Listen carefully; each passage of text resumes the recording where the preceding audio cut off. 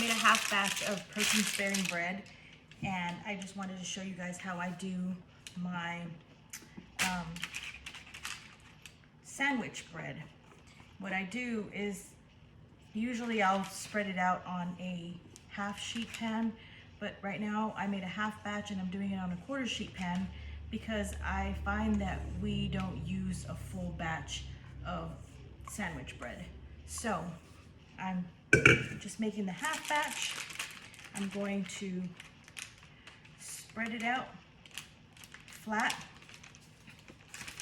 Try to get out all the air bubbles, because if not, it will have a giant air bubble in the middle, and you want to be able to split it in half. Once you get it all to all four edges, then you just smooth out the top and put it in the oven. This is a half batch. I usually bake a full batch for about 22 minutes. So I'm going to be checking on this one just to make sure that it doesn't overcook, because that's how you end up with really dry bread. You want to not overcook it, but you also don't want to undercook it. So it's kind of tricky, but once you get the hang of it, it's super easy and you won't stop making it, I promise. I'm gonna put this in the oven, and then once it's done, I'll let you guys see what it looks like. So the trick with the parchment paper is you crumble it up into a ball, and then it'll sit in your pan that much easier. This one doesn't need to go to the edges because it's the chocolate. It's also a half batch, and it's just chocolate. And I'm going to pour it into this mini loaf and cook it as well. I've never tried the JRobb chocolate flavor egg white protein powder, so I was curious to see what happens with this stuff, and you can trick me. So I'm just gonna shape it into a little form here.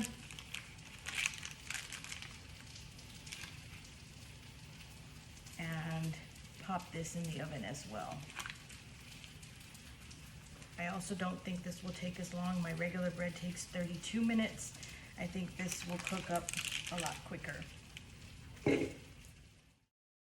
So not a complete fail, but one of those things that I tell you guys, make sure that your racks are separated.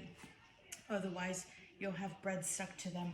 I put them too close because I wasn't thinking, and so I lost a little bit of the flatbread, but I'm still using it. So you can see that it just peels off the parchment paper.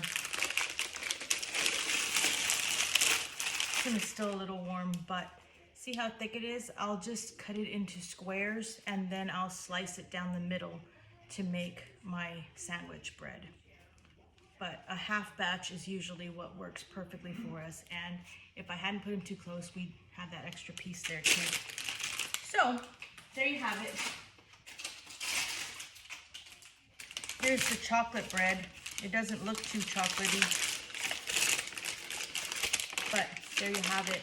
And I'll slice that up in a few also as soon as it's cool. This is the chocolate bread made with the JRobb protein powder. The loaf was pretty big. That's the full loaf. I just cut a couple slices off so you can see the bread there. I haven't tasted it yet, but I will. It's got a great chocolate flavor to it. I like that.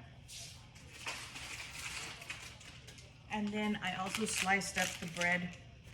I got 6 sandwich slices, and then I cut them in half. This one's a little wonky because of my kitchen error, but 6 slices of bread for whoever wants sandwiches this week.